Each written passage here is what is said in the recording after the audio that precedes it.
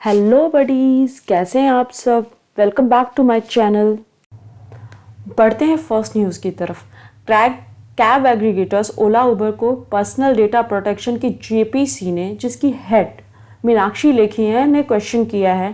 Questions जो पूछे गए कि इनका बिजनेस मॉडल क्या है, किस तरह से ये यूज़र के डेटा को स्टोर करते हैं, प्राइजेस कैसे सर्ज होते हैं। आपने देखा होगा हर कभी दे डिस्प्ले की due to increase in demand we are witnessing surge in prices. तो उस पर भी क्वेश्चन किया गया है। कुछ और भी इंटरेस्टिंग क्वेश्चन किए गए हैं, जैसे कि search pricing time, gender, distance से कैसे वेरी करता है। एक जो पर्सनली मुझे बहुत इंटरेस्टिंग लगा उसमें यह था कि आईफोन और एंड्रॉयड के प्राइसेस में कैसे वेरिएशन आता है। तो नेक्स्ट टाइम जब आप कैब बुक करें तो देखें कि आईफोन और एंड्रॉयड दोनों से प्राइसेस किससे कम आते हैं। क्या पता एंड्रॉयड से कम पैसे लगें। तो चलते हैं इसके एनालिसिस की तरफ। जॉइंट पार्लियामेंट्री कमेटी एक एडहॉक कमेटी है जो तभी फॉर्म होती है जब एक हाउस में मोशन पास हो जाता है, दूसरा हाउस उसे सपोर्ट कर देता है। इसके बाद इसमें लोकसभा के मेंबर्स राज्यसभा के मेंबर्स से ज़्यादा होते हैं। और जो कुछ जेपीसीज हैं जो अब तक बनी हैं उसमें हर्षद मेहता स्कैम कमेटी है, Ketan Parekh share market scam है, सॉफ्ट ड्रिंक पेस्टिसाइड है, 2G स्पेक्ट्रम केस है, वीवीआईपी चॉपर स्कैम है। आप देखेंगे कि बहुत ही कम जेपीसीज बनी हैं। उसका रीज़न ये है कि कोलिशन में जब गवर्नमेंट होती है जनरली तभी जेपीसी बनती है, क्योंकि वो अदर अलाइज के प्रेशर में बनाती, या फिर बहुत ज़्यादा पब्लिक आउटक्राई होगा तभी बनेगी, इसलिए बहुत कम जेपीसीज बनी हैं। अब नेक्स्ट आते हैं डेटा प्रोटेक्शन बिल में। ये एक्चुअली डेटा प्रोटेक्शन बिल जो था वो श्री कृष्णा कमेटी के रिकमेंडेशन के बाद बनाया गया है। इसके की टर्म्स हैं डेटा प्रिंसिपल। आप देखते होंगे कि आपने बहुत ऑनलाइन शॉपिंग, जब आप किसी चीज़ को सर्च करते हैं तो आपको उस तरह के रिकमेंडेशन बार बार दिखाने लग जाते हैं। क्योंकि आपका डेटा पीछे से प्रोसेस हो रहा होता है, आपका डेटा स्टोर किया हुआ होता है। तो जो कंपनीज होती हैं वो आपके डेटा को प्रोसेस और आपकी ऑनलाइन एक्टिविटीज़ को प्रोसेस करके उसका इंफॉर्मेशन एक्सट्रैक्ट करके आपको उसी तरह के रिकमेंडेशन शो करती हैं। तो जिस इंडिविजुअल का डेटा प्रोसेस हो रहा होता है उस इंडिविजुअल को डेटा प्रिंसिपल बोलते हैं। डेटा फिड्यूशियरी क्या है? ये वो कंपनीज हैं जो डेटा को कलेक्ट करती हैं और उन्हें हैंडल करती है। इसे डेटा प्रोसेसर से डिफरेंट रखिए। ये डेटा प्रोसेसर जैसे कैम्ब्रिज एनालिटिका और पर्सनल डेटा का डेफिनेशन है, जिसमें 2-3 टाइप के पर्सनल डेटास हैं। पहला है सेंसिटिव पर्सनल डेटा। ये आपका वो डेटा है जैसे कि financial data, sexual orientation, biometric data, genetic data, transgender status, या आप किस तरह का रिलीजियस बिलीफ रखते हैं, उन सब का डेटा सेंसिटिव पर्सनल डेटा है। क्रिटिकल पर्सनल डेटा वो डेटा है जो government time to time decide करेगी। इसके देखते हैं की फीचर्स क्या हैं। की फीचर्स ये हैं कि आपका सेंसिटिव पर्सनल डेटा इंडिया में ही स्टोर होगा हमेशा, और दूसरा कि आपका अगर डेटा प्रोसेस होगा अब्रॉड में, आपका सेंसिटिव पर्सनल डेटा, तो उसकी परमिशन आपको डेटा प्रोटेक्शन एजेंसी से लेनी पड़ेगी। डीपीए के बारे में हम आगे पढ़ेंगे। और फिड्यूशियरी को, गवर्नमेंट को आपका नॉन पर्सनल डेटा देना होगा जब भी डिमांड होगी।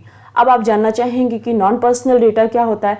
नॉन पर्सनल डेटा ऐसा होता है जिससे आपको पर्सनली आइडेंटिफाई नहीं किया जा सकता है, जैसे कि मेरा नाम XYZ है या मेरे इंटरेस्ट ये हैं, लेकिन मेरा जो data non personal data government को दिया जाएगा उससे मेरा नाम, मेरा एड्रेस, मेरी ये सब चीज़ें नहीं पता चलेंगी, मेरे इंटरेस्ट नहीं पता चलेंगे। जैसे कि डेमोग्राफिक डेटा है, जैसे कि ट्रैफिक डेटा है, और सेंसस भी एक नॉन पर्सनल डेटा ही होगा। ठीक है। थर्ड पॉइंट जो इसका है कि एक एग्जेम्पशन दिया गया है इसमें कि अगर इंडिविजुअल के कंसेंट के बिना डेटा को प्रोसेस किया जा सकता है तब जब कोई रीजनेबल पर्पस हो, जैसे कि नेशनल सिक्योरिटी के लिए इंटरेस्ट में। फिर थर्ड है जो अभी हमने डीपीए डिस्कस किया था, एक डेटा प्रोटेक्शन अथॉरिटी होगी जो असेस करेगी, ऑडिट करेगी डेटा प्रोटेक्शन के कंडीशन को, सिचुएशन को, और time to time definitions define करेगी जो भी इनकी की डेफिनेशंस हैं। और दूसरा कि एक डीपीओ ज़रूरी है इस बिल के मुताबिक, डेटा प्रोटेक्शन ऑफिसर, जो डीपीए डेटा प्रोटेक्शन अथॉरिटी से कम्युनिकेट करेगा ग्रीवांस रिड्रेसल वगैरह के लिए। फिर इस बिल में एक नया फीचर, एक अलग फीचर ये है कि डेटा पोर्टेबिलिटी का फीचर दिया गया है। इसमें क्या है कि एक इंडिविजुअल जो डेटा प्रिंसिपल है वो डिमांड कर सकता है कंपनी से अपना पर्सनल डेटा और उसको ट्रांसफ़र कर सकता है। और राइट टू बी फॉरगॉटन, ये यूरोपियन डेटा प्रोटेक्शन बिल जो है एक्ट जो है GDPR, उससे लिया गया है। और उसमें ये था कि पर्सन को, जैसे डेटा प्रिंसिपल है, अगर चाहता है कि आपका डेटा जो स्टोर्ड है वो डिलीट कर दिया जाए इंस्टीट्यूशनल मेमोरी से या फिर कंपनी की मेमोरी से, तो वो ऐसा बोल सकता है। ठीक है, आगे देखते हैं हम डेटा लोकलाइजेशन के बारे में। इसमें बहुत कंट्रोवर्सी हुआ था। एक्चुअली क्या है, डेटा लोकलाइजेशन ये डिमांड करता है कि आपका डेटा यहीं इंडिया के सर्वर्स में ही स्टोर हो। लेकिन प्रॉब्लम क्या है, जितनी भी फॉरेन कंपनीज हैं उनका सर्वर अब्रॉड में लोकेटेड है, तो वो नहीं चाहते हैं कि डेटा को इंडिया में स्टोर किया जाए। लेकिन डोमेस्टिक कंपनीज चाहती हैं कि डेटा यहीं पर इंडिया में ही स्टोर हो, क्योंकि वो एज पे होंगी इससे। ठीक है, लेकिन प्रॉब्लम ये है कि डेटा लोकलाइजेशन क्यों चाहती है गवर्नमेंट डेटा लोकलाइजेशन? क्योंकि कई बार होता होगा, आपने इंस्टांसेस देखे होंगे, जब ये ट्रॉलिंग वगैरह होती है तो कंप्लेंट होता है और इंडिया डिमांड करता है या गवर्नमेंट डिमांड करती है कि आप इंफॉर्मेशन दीजिए जिस बंदे ने ट्रॉलिंग व्रॉलिंग की है। तो उस केस में क्या होता है कि बायलैटरल अग्रीमेंट जो है उस प्रोसेस के थ्रू जाना होता है। इस ऐसे में बहुत ज़्यादा देरी हो जाती है इंफॉर्मेशन लेने में, तब तक तो डैमेज ऑलरेडी हो चुका होता है। तो ये तो एनालिसिस है पूरे न्यूज़ का। आप देखिए कि आप इसे कहाँ यूज़ कर सकते हैं। इसे आप यूज़ कर सकते हैं राइट टू प्राइवेसी, जिसमें जजमेंट आया था पुट्टास्वामी केस का। और आप यूज़ कर सकते हैं कि एक इंडिविजुअल को हमेशा राइट होना चाहिए जानने का कि उसका डेटा कहाँ, कैसे और क्यों यूज़ हो रहा है। दूसरा कि अगर इंडिविजुअल का डेटा सेलेबल है तो उसे इंफॉर्मेशन होनी चाहिए और इनफैक्ट उसका कंसेंट लेना चाहिए। थर्ड इज़ कि इस बिल का जो क्रिटिसिज्म है ये है कि गवर्नमेंट कभी भी चाहे रीजनेबल पर्पस के अंडर इंफॉर्मेशन ले सकती है। उससे क्या होता है कि क्रिटिक्स ये बोल रहे हैं कि दे fear that state would turn into Orwellian state. आपने ये शब्द बहुत बार न्यूज़पेपर्स में सुना होगा, और इसका मतलब ये होता है कि स्टेट डिस्ट्रक्टर हो जाए ओपन सोसाइटी का। कई बार होता है, आपने देखा होगा, बहुत बार ब्लेम किया जाता है, अक्यूज़ किया जाता है गवर्नमेंट को कि गवर्नमेंट उन लोगों को ज़्यादा स्पेशली टारगेट करती है जो गवर्नमेंट के अगेंस्ट होते हैं। तो अगर गवर्नमेंट किसी से बदला या फिर किसी तरह का वो लेना चाहेगी, रिवेंज टाइप का लेना चाहेगी, तो वो क्या करेगी, आपके सेंसिटिव पर्सनल डेटा को रीजनेबल पर्पस के अंडर लाकर आपको हरास कर सकती है। तो आप इसका ये एनालिसिस है। नेक्स्ट न्यूज़ की तरफ चलते हैं। इंडिया के permanent representative to UN TS Tirumurti ने इन्फॉर्म किया है कि इंडिया का annual resolution on counter terrorism पर 75 कंट्रीज ने स्पॉन्सर किया है और कंसेंसस के साथ अडॉप्ट हो गया है। इंडिया खुद ही एक विक्टिम है स्टेट स्पॉन्सर्ड टेररिज्म का। आइए देखते हैं न्यूज़ को डिटेल में। इंडिया का annual resolution talks about taking measures to prevent terrorists from acquiring weapons of mass destruction. India का रेजोल्यूशन नंबर 1540 के पहले अडॉप्ट हुआ है, जो कि स्टेट्स को ऑब्लाइज करता है कि वो किसी भी नॉन स्टेट एक्टर्स को सपोर्ट ना करें डेवलप करने में, अक्वायर करने में, मैन्युफैक्चर करने में, प्रोसेस करने में न्यूक्लियर, बायोलॉजिकल और केमिकल वेपन्स। चलिए जानते हैं फर्स्ट कमिटी ऑफ अंगा के बारे में। One of the 6 main committees हैं, जिसमें फर्स्ट कमिटी डील करता है एक्शंस रिगार्डिंग डिसआर्मामेंट और इंटरनेशनल सिक्योरिटी। और प्लीज़ इस रेजोल्यूशन को CCIT के साथ comprehensive convention on international terrorism के साथ कंफ्यूज ना करें। चलिए जानते हैं CCIT क्या है। ये 1996 में इंडिया ने प्रपोज किया था। It intends to criminalize all forms of terrorism so that किसी भी टेररिस्ट को फाइनेंसिंग ना मिल सके। बट डेडलॉक क्या है इसमें? डेडलॉक इसमें डेफिनेशन इटसेल्फ में है।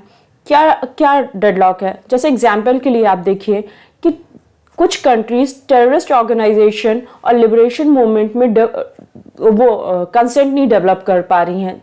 एग्जाम्पल के लिए देखिए, हमास का एग्जाम्पल ले सकते हैं हम। हमास के बारे में इजराइल का सोचना अलग है, जबकि अदर कंट्रीज वेरी करती हैं उनकी सोच। फिर इसके एनालिसिस पार्ट में जाते हैं, देखते हैं क्या एनालिसिस है इस डेवलपमेंट का। ये डेवलपमेंट बहुत इंपॉर्टेंट है, सिग्निफिकेंट है। क्यों? क्योंकि अभी ही हाल ही के दिनों में फ्रांस, वियना, न्यूजीलैंड में क्राइस्टचर्च में और अफगानिस्तान तो जैसे डायनामाइट पे बैठा हुआ है। उन सब डेवलपमेंट के बीच में ये डेवलपमेंट बहुत ज़्यादा इंपॉर्टेंट है। दूसरा, ये शो करता है इंडिया का ग्रोइंग ग्लोबल स्टेचर।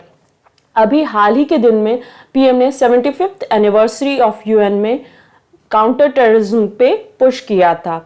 तीसरा, we need to look into ourselves as to what is leading to such a chaos in the civilized society. Civilized को मैंने कोट एंड कोट में लिखा है। उसका रीजन है कि हमें ये भी खुद से पूछना चाहिए, क्या हम खुद में सिविलाइज्ड हैं? क्योंकि वर्ल्ड ग्लोबली आप देखेंगे कि वेस्टर्न वर्ल्ड और अफ्रीकन कॉन्टिनेंट के बारे में अगर हम बात करते हैं तो अफ्रीका एक रिसोर्स रिच कॉन्टिनेंट है, लेकिन वो स्टिल पुअर है क्योंकि उसके रिसोर्सेज एक्सप्लॉइट हो रहे हैं और उसका यूज़ हो रहा है डेवलप्ड कंट्रीज़ में। तो ये आपने, अगर आप में से कोई पॉलिटिकल साइंस का स्टूडेंट होगा तो सैटेलाइट और कोर और पेरिफेरी कंट्रीज़ के बारे में आपको पता होगा। तो क्या होता है, कोर कंट्रीज़ पेरिफेरी कंट्रीज़ के कॉस्ट पे डेवलप करती हैं। चलिए, अगर आप ग्लोबल एग्जाम्पल नहीं लेना चाहते तो आप झारखंड या बिहार, झारखंड का एग्जाम्पल ले सकते हैं। झारखंड एक रिसोर्स रिच स्टेट है, स्टिल वो पुअर है क्योंकि उसके रिसोर्सेज का यूज़ अदर स्टेट्स करते हैं, लेकिन वो खुद में डेवलप नहीं हो पा रहा है। आपने इकोनॉमिक सर्वे में पढ़ा होगा, जिसमें इकोनॉमिक सर्वे इसे एक्सप्लेन करते हुए रिसोर्स कर्ज का नाम देता है। That's it from my side. Thank you for watching my channel. If you liked my video, please subscribe and share. And if you think there's any improvement required, please comment on the section below.